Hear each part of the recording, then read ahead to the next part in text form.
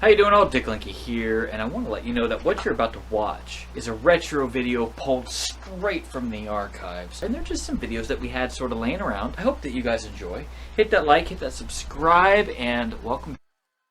How you doing, guys? Dick Linky here, representative of Save Point Games. And before we get started on Devil May Cry 5, I wanted to step outside and enjoy the actual first snowfall of 2019. So let's head on inside and check out Devil May Cry 5.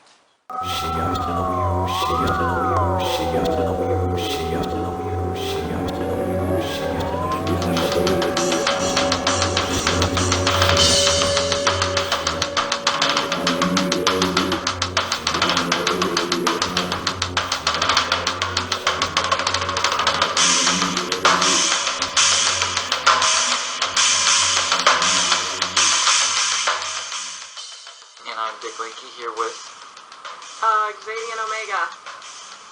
And we are playing what tonight? We are playing Devil May Cry 5, aka the best one so far. Like it, huh? I love it. Love it. Yeah. So who's the actual, who made it? This was done by Capcom. Okay, I like Capcom. You do. They've done a lot of stuff that you like. Yes, like Street Fighter. Oh, that's right. The best. I always forget that they're the guys that did Street Fighter. Actually, I gotta go with Mortal Kombat over Street Fighter, but Street Fighter has more nostalgic value to me. Street Fighter is the better game. Sorry. Yeah, there we go. Well, you have it, folks. Two opinions on what makes a fighting game good. From one person who actually plays them and from another person who does not. Right. So who do we have here? That's Nero. Do you remember the kid from the fourth game? No. Oh boy. Well, that's him now. He All looks like grown that. up with gray hair. They all Awesome. look like that. Yes. Except for like V back there actually, being a person. Yeah.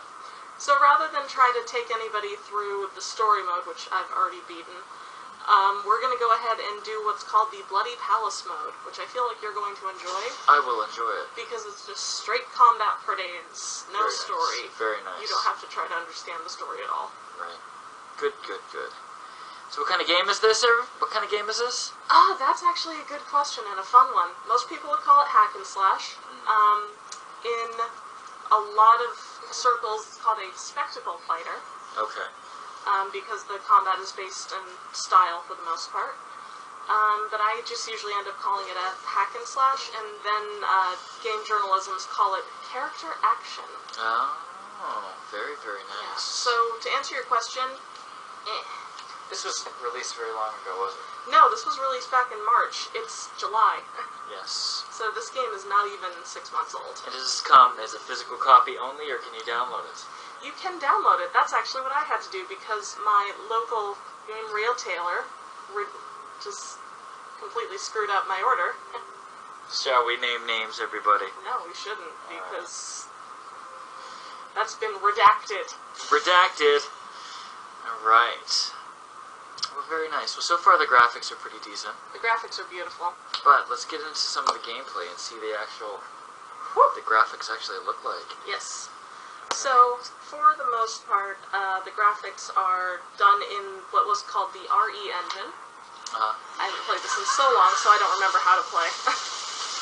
We're going to go with my usual style when I play this character, which is just hold your index and middle finger over the triangle and square buttons and just jam on them. There you go. And hope that something good happens. Which of course it will, because it's V, and we love him. Graphics are good. Looks like... Looks like? It does, it looks good. Yeah. So, the thing with the RE engine is they usually use this kind of way to make graphics for Resident Evil. Yeah. So, like, this was the engine they made Resident Evil 7 in, which you haven't played, but I feel like you would like. Yes. Absolutely. How are the mechanics? Mechanics are great. As you can see, they're very easily cheesed. Yeah. What does that mean? For people like me who don't really do skill games. Why can't I lock on? I've forgotten how to lock on. This is lock on. Very, very nice. Yes. Give a gun.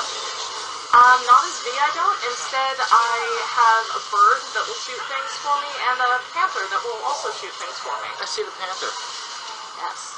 His name is Shadow. The bird's name is Griffin. I love them both. They're my children. Oh, very nice. How was the gameplay? Yeah? I like the gameplay, but the problem is that I'm not very good at Devil May Cry. So anyone who sees me playing this and actually knows what they're doing will probably be deeply ashamed of my performance. But I enjoy the story enough that I'm willing to absolutely let the fact that I suck at the game slide. Well, let's talk a little bit about story. What's going on here? Well, this isn't any kind of story, which is probably for the best. Yeah, well, let's say the game. Sure. I love the game.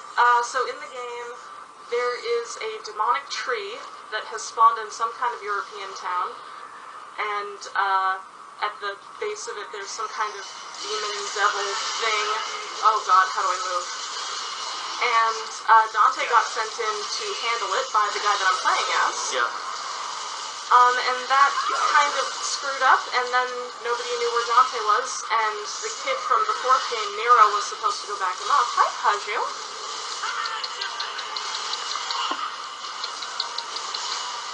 We can edit this. No, that's fine. Oh, yeah, definitely. So anyway, yeah, go ahead. So the kid from the fourth game was supposed to go and back him up, and what ended up happening was he teams up with this girl in a van, and also the guy that I'm playing as, to go find Dante and also go save the world from a demon tree. A demon tree. Yeah, it's about as dumb as it sounds. It sounds pretty dumb. I'm literally just here for, like, the characters, because I've been attached to them since Devil May Cry 3. And what system did that come on? PS2, the best system. The best system. I'm not wrong, am I lying? Well, how are you asking? Oh, that's true. That's not your nostalgia bait. That's not.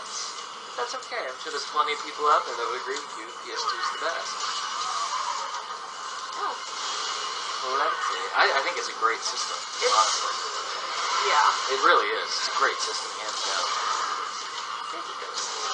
So, I should probably explain the Bloody Palace mechanics. Yeah, you should. Because this might look confusing to anybody. So, how it goes is that you have a certain amount of time to kill everything that's in any given stage. Okay. And depending on your performance, which includes speed, you are able to get more time added to your clock. Oh, okay. Yeah, so basically I'm running on the time limit. Which is why I should probably start cheating a little. He walks very slowly, I've noticed. He does. To spare anybody who may not have had the pleasure of playing this game, at this moment he's not at full power. I give it the graphics. Firm 9. Oh yeah, that's why a lot of people call this a spectacle fighter rather than anything Yeah, else. this is ridiculous. Because like it's a visual trip. It's good to look at. Tons of colors. Yeah, A lot and of textures. and this is just the one guy, and honestly, he's the odd man out. He doesn't play like the other two. Really? Yeah, because there are 3 playable characters in this. Yeah. One of them is Dante, one of them is Nero from the 4th game, and one of them is this guy V. Yeah. Does V stand for anything, or? Kind of. Basically, we're gonna go ahead and spoil the game, so Spoiler alert. skip to this point in the video. 3, 2, 1. But basically, V is one half of Virgil, also from the 3rd game. Oh, yes. So it kind of stands for something, and it's not that he doesn't know it right now, but he was basically screwing around Dante and Nero so that they would take him to the demon at the bottom of the demon tree, who is the other half of Virgil, so that they could reunite and make Virgil, and Virgil could take over the world. Okay. That was the plan. It didn't work out. No, it didn't work out? Yeah, no, because Virgil's the bad guy and he's not allowed to win. Oh, gotcha. I think basic rules are not allowed to win. See, but like, here's the thing. They humanized the crap out of Virgil in this game, and I really like that because I enjoyed him in the reboot that they did for Devil May Cry, which nobody really pays attention to anymore. Yeah. And, like, that's kind of interesting, because this game basically took the reboot and said, like, you have no right to exist anymore. Really? Yeah. Huh. What's with all the new records? I've noticed all those on the right-hand side. Basically with this, it's basically just saying, like, hey, you've played this before, and I'm like, yeah. And they were like, you're doing better this time, and it's like, thank you. So, how do you actually lose this? By dying? You can either lose this by dying, so they can just take down your HP, which they haven't really yet, or, the timer can run out. Oh, yes, yes. Which isn't good. Yeah, and basically you want to do really well on these earlier levels, so that you actually have time to, you know... Not have spawns like this? Right. Which is probably another sign that I should be cheating again. This is a huge mob. I've actually lost control of... Oh, he's here. Okay, there he is. Hi. Hi. Can you not do that? Oh, I did not mean to actually get on this thing. That was a mistake. Yeah, oh, there we go. That feels better.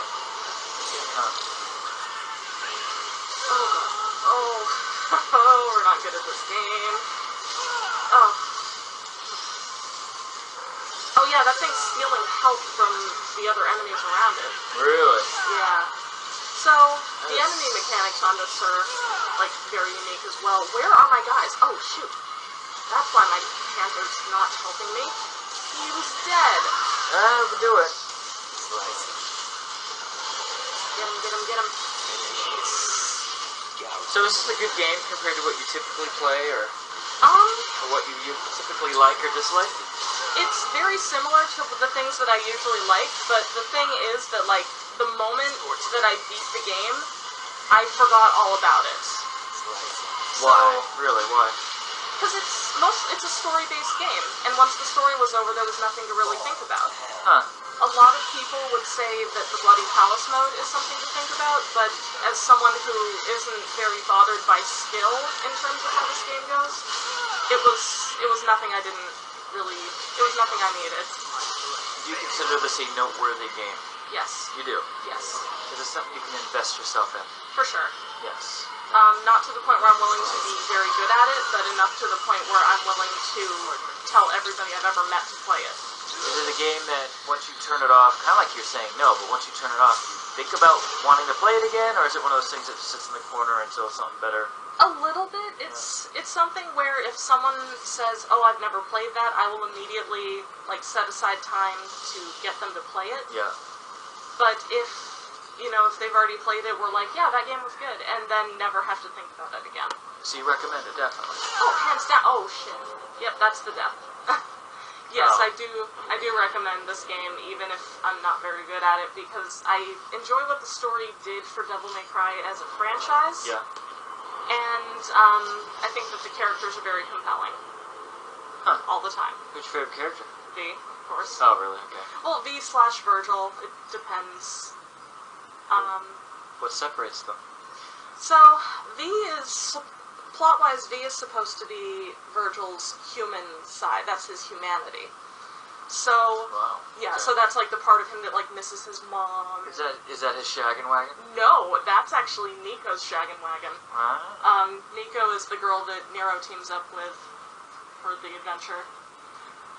Nico what? Nico, she's, Nico, okay. yeah, I can hunt down her character model, actually. Let's do that real quick before we get back in here.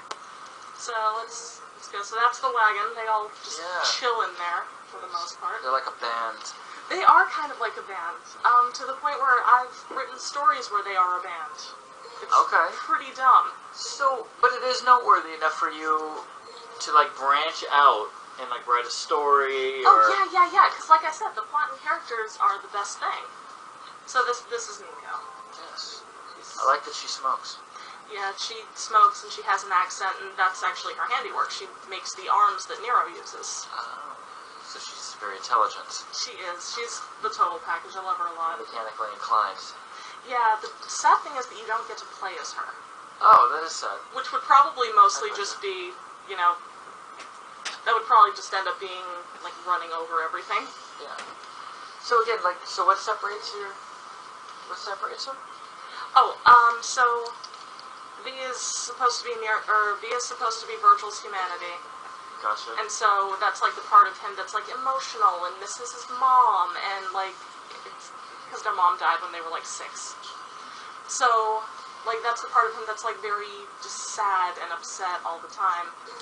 And I just find that very interesting that he like tried so hard to divorce himself from feeling sadness that he literally divorced himself from feeling sadness and basically took everything in him that could feel things like sadness and like regret and shame and just literally took it out of his own body. Like, that was interesting to me. Wouldn't that be wonderful if we could do that in real life, huh? Every bad experience, every whatever, just get rid of it, set it aside. Yeah, but I mean, at the same time, like, without stuff like that, you know, we wouldn't be able to appreciate the good stuff, and everything would just kind of blur together. It would be very unfortunate.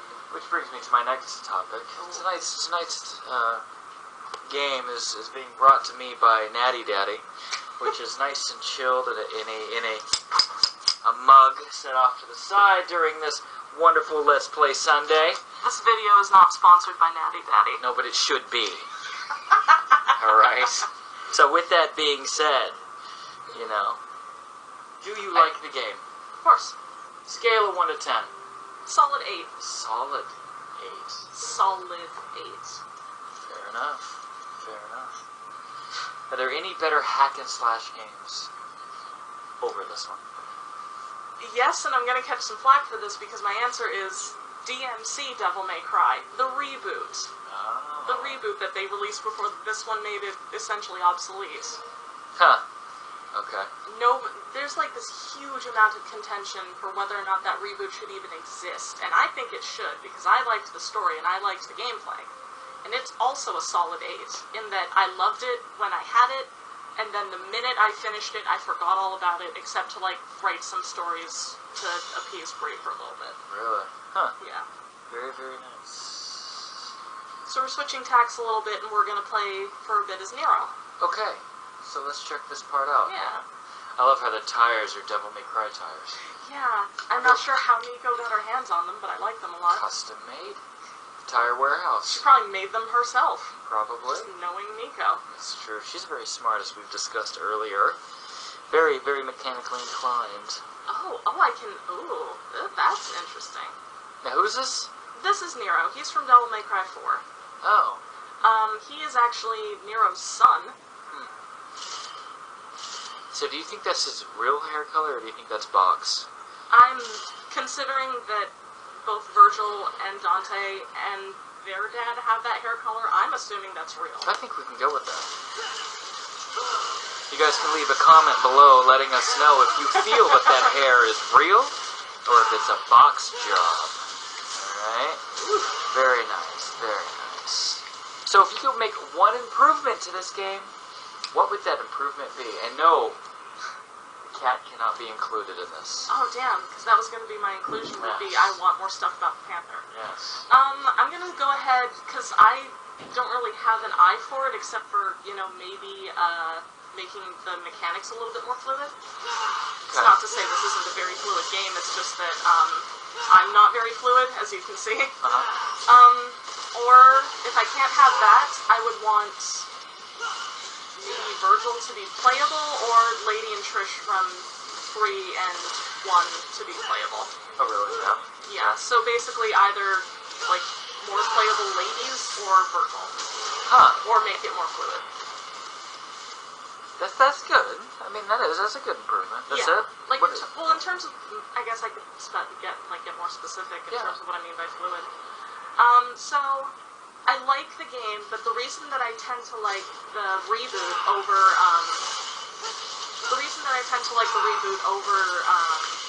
this is that the reboot had a lot more, it felt better to move. It was easier to move around and it felt a lot better. And I think that the reason for a lot of that, I do not remember how to play as Nero. Okay. The reason for that fluidity is because there was a lot more. Are you pouring beer into the mic? You guys hear that? I hope they don't. That's beer flowing from the can to the Pouring stein. beer over my opinions. So go ahead, continue, please. So the reason that the reboot had better fluidity of motion is because you had options. Like, Nero's jump, like, you can see that. It's very, like, stiff. It's very stocky. It's a vertical leap. Which is fine, but, you know, there's better options out there. Okay. And DMC, the reboot DMC, had those better options. Oh, I want to say 2012, 2013? And which game was this of again? This was the Devil May Cry franchise reboot, so technically like a reboot of 1 to 3's story. Okay. They did not include 4, which is why Nero's not in the reboot, which is a little sad. Now, do you know if you can buy that in a store, or where can someone get a copy of that? Nowadays, you would have to find it in a used store or get lucky at GameStop, because it's on the last console generation. Oh, Jesus. Oh, wait, no, you know what? I'm totally lying, because they did they made a reboot or remastering of it as well. That came out in, like, 2015. Really? Okay. Yeah, they just, like, polished up the graphics and included Virgil's DLC. That was a beautiful thing you just fought right now. I wish it was stronger. Yeah. That was beautiful. I love that scissors. What the hell? That was creativity. I mean, I fought that with V as well. Yeah. And the fight lasted longer there, too. Yeah. I'm looking for some creativity. I'm seeing a little bit here. I mean, they don't go out on a limb, but I mean, it's pretty good. Well, these things are kind of airlifted from a couple of other DMC titles, so these are basically just continuity form for anybody who cares about that. Yeah, yeah. I'd say if I was gonna throw out points for like mob creativity, I don't know its name, but you fight it pretty early on in the game, and it's like this weird stone angel snake harpy thing. Yeah. Yeah, and it actually turns out to be one of your teammates. Oh. Yeah. Oh. It turns out to be Lady from Devil May Cry 3. Gotcha. Lady? Yeah. Yeah, you remember her. Yes. So how do you think about the sound? I like the sound. I like the soundtrack. Okay. How the soundtrack tends to work is it, does the generic video game thing. Like, just, here's music, here's tense music for tense moments. I have no creativity in dealing with these things. But, the other part of that is that in, character fights, like, so when you're fighting as somebody instead of just doing a thing, there will be different songs that play. Oh, okay. So each character has their own little fight song. Nero has the theme of the game, which is, I think it's just called Pull My Devil Trigger. Really? Which was great. Huh. Like, just universally well received. Yes. Yes. And then, I don't remember his, but I always attached more to that one because it's got a more unique sound. Yeah. It's like more screaming and yelling and like a little bit more visceral, which I appreciate. I should start cheesing it. Oh god, I don't remember how. How are we doing this? Oh! Very nice. I don't remember how to activate this stuff. How do we activate this stuff? Oh shoot. Oh, I am running through these. This isn't going well. Okay, so we're out of that. And then Dante's was a song called Subhuman. Yeah. Which they did. Like, they made the song, Bloody-hoo. Why can't I? Oh, that's unique. Wait. Wow. Hello, my baby. Hello, my honey. Oh, my ragtime gal. Oh god. Okay. I'm not playing the smooth note too. It's alright. It's alright. It's a let's play. I mean, Alright, so what's the game's biggest weakness?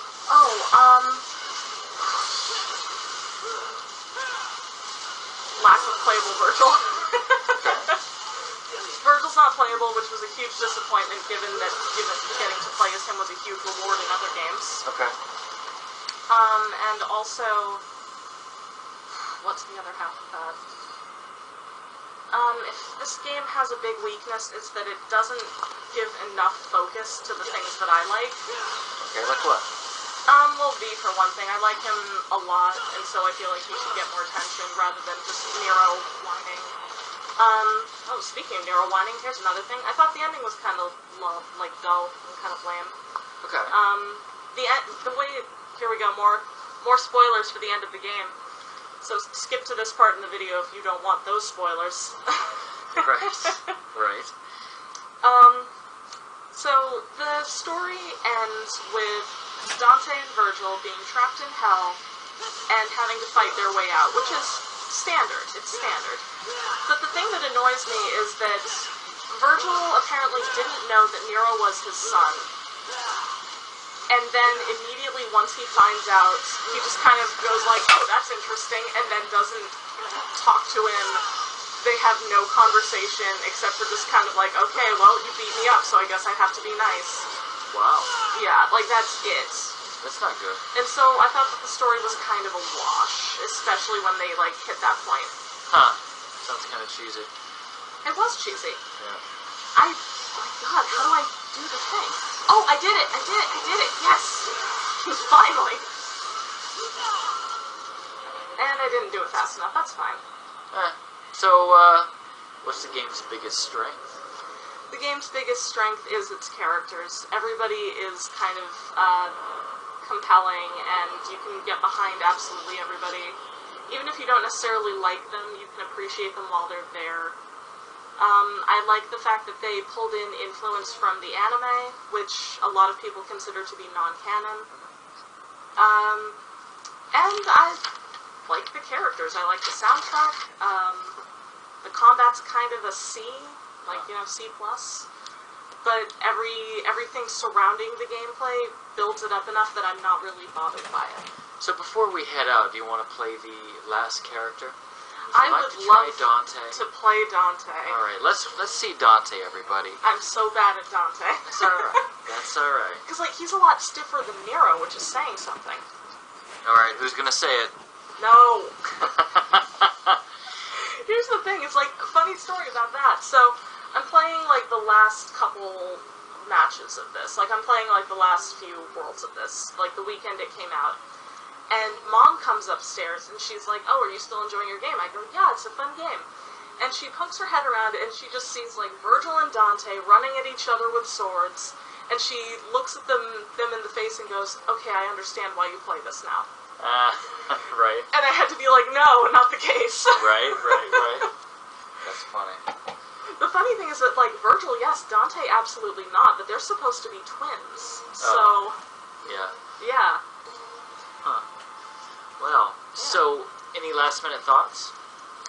Before we get to see me get murdered as Dante? Yes. Some last-minute thoughts and ideas for our watchers. For our honored guests? Yeah, for our honored guests. I think that the DMC reboot got a bad rap. I really think that more people should give that a chance. Yeah. I would love to see, like, if I could see another DMC game, like another Devil May Cry game, not necessarily the reboot. Yeah. I would love to see them draw in more from the anime, and I would love to see them draw in more from Sparta's life. I think that a game where you play as Dante and Virgil in the same sort of switching off as levels go. Like, you play a level as Dante, you play one as Virgil, then you get to pick, that kind of thing. Yeah. I think that there would be a lot of mileage in that, especially because a lot of people appreciate the contrast between Dante and Virgil's combat styles. Okay. I think there would be a lot of mileage in terms of story for a game like that. Okay. Oh, you know what? I take that back. Dante's actually very fluid. I think I was just smoking crack. Yeah, well, crack is today's pastime. Oh, for sure. Very popular, my understanding. Yeah, no, he's very fluid. What am I talking about? Wow. Why did I think he was the worst one? Well, you said it yourself, you don't really... It's been a while since you played it. It has, because I played this game, and then I played this game, and then I got my partner Brianna to play this game, and then I haven't thought about it since. Yeah. What does she think of it? Oh, she loves this. Oh, really? Oh, yeah. She and I actually got into the game properly around the same time, which was high school, when we decided to have an all-night games marathon with just anything that we happened to have to hand. Yeah. And DMC 3 was one of them. Huh. It was your copy of It was. DMC 3. Yes, So you yes. started this. This is your fault. Well, this is my fault, ladies and gentlemen. This is my fault. But it's got some longevity. This game, it's been here a while. It's still here. Yeah. It's something you keep going to. It's something you look forward to. Yeah. Yeah. And I think it's because they haven't moved too much. Like, while they'll innovate the formula, it's still the same formula. You would never mistake a Devil May Cry game for, say, a Resident Evil game, another Capcom game. You would never do that. So essentially, they've kept it what it is. Yeah. They haven't messed with it. They have an identity, and they understand the value. Yeah. They Okay. understand the value of having a formula. Gotcha. So the formulas remain the same. Yeah. Gotcha. They haven't got too wild with that. No. Looks like really just some improvements. Oh, for sure. Graphics, music. Graphics, music. They kind of gave a lot of people what they wanted in terms of story, which some people would call that pandering to the fan base. I disagree. I think that it was them paying off a story finally. Yeah. Yeah, because you gotta understand one thing about this is that there was a huge gap between the release of Devil May Cry 4 and even the reboot, let alone this game. Devil May Cry 4 came out in like 2008. This game came out in 2019. So, if we're excluding the reboot, this storyline essentially hasn't seen the light of day for over 10 years. And there was a lot of voices in those 10 years being like, where is everybody? Where's Virgil? Where's Dante? Where's Nero? What's happening? Did Nero ever get married to that girlfriend of his? Like, we were all wondering. And the answer is, Dante's here, Virgil's here, Nero's here. No, he didn't, but it's fine. Huh. So, is this a game that you want to see keep going? Yes, I would love to see this franchise keep going. So, would they be able to come out with 6, 7, 8, 9, 10, and would you consistently just buy them? Oh, of course. No, really? Well, they'd have to screw something up pretty royally for me to not buy them, I guess would be my answer. Kind of like introducing them first? They introduced that in the... Wow. I changed my opinion after seeing them on fire, folks. Pretty badass, actually. I was about to rag on it, but I can't rag on that. It's part of the style. Like, it's part of just the game having this identity as this just fun little power fantasy. That is pretty cool. Huh. Should they end the series? Yes, but not yet. Okay. There's still a lot of stuff to be seen, but like with any kind of story-based experience, if you have a story that's just been going on for like 20 million games, you're not going to be able to get new people into the franchise. That was one of Kingdom Hearts' main problems. Really? Yeah, is that they had this enormous story that you need to have played 12 other games to get into. Huh. So that's why I thought that the reboot was, a good step in a good direction. It was basically the tension of 3 games into 1 game. Yeah. But the thing is that they kind of took the setting to a weird spot. Okay. Like, they made it more modern, more, relatable to players, I guess. Like, not that anybody could ever relate to Dante necessarily, but at least, like, they were like, oh yeah, he lives in a trailer by an amusement park. Okay. Whereas this Dante is like, he lives in his office, which is in some vaguely European city. Did the media cover this too much, or do you remember? I know that they covered the hype. Yeah. But I think it was kind of like what I did, where the media saw that it was a good game and decided there was no mileage in it being a good game, so they immediately forgot about it. Gotcha. Huh. Yeah. So it didn't have a lot of staying power there, huh? No, but I mean, I'd rather that it be a good game and get left alone for being a good game, rather than have people just constantly trying to, like, find the fault. Well, what is the public opinion on this game? I don't really know. Okay. Mostly because I don't really... Among fans, it was positively received, I can say that much. Yeah. Fans enjoyed it, but... And actually, you know what? I was going to say that should come with a qualifier, but the fact is that it shouldn't. Because Devil May Cry fans are some of the most impossible to please babies. Really? Yeah. How so? Because you've got a bunch of man-children who were raised on Devil May Cry 3, which I was too, so I'm kind of in there. You got a bunch of man-children who were raised on Devil May Cry 3, basically crushing their hearts until they cried. Okay. And then you introduce Nero, who is supposed to be a little bit more relatable to those people, because he's like, you know, a little bit younger, a little bit more inexperienced. And immediately they're like, he's not Dante, I hate him. He's not Virgil, I hate him. Yeah. And it's like, some people just want an innocent soul. That's it. Okay. And so then they kind of like, you know, toughened him up a little bit and beefed him up a little bit, but they still don't have Dante taking him seriously, mostly just for the sake of how the plot works. But even then they're just kind of like, oh, it's because he's not Dante that we hate him. And it's like, not everybody has to be Dante. Dante hasn't undergone any kind of character development at all. Yeah. Nero has. So I can appreciate the fact that Nero exists, if only, you know, to give me somebody who, you know, changes over the course of the series and gives me somebody who will still surprise me. Dante will never surprise me because Dante will still be the same swaggery idiot the entire time. Huh. How long have we been recording? Well, I think we should probably wrap it up here pretty soon. Yeah. So. Alright, so we'll go ahead. This thing's gonna kill me, so we'll go out on a bang. Well, thank you for joining.